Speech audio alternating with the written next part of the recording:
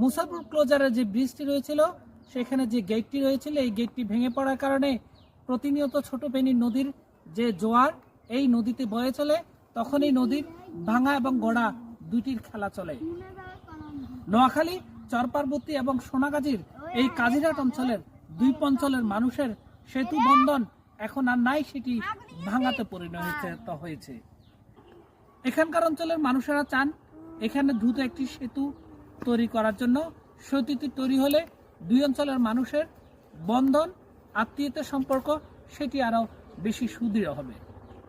জন্ম, মৃত্যু, বিয়ে এই তিনটি অনুষ্ঠানে তারা তাদের স্বজনদের কাছে যথাসময়ে পৌঁছতে পারেন না।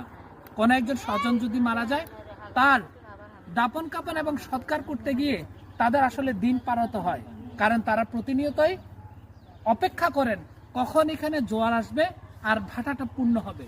কারণ ভাটার যখন থাকে তখন এই নদী পারাপার করা তাদের পক্ষে সম্ভব হয় না।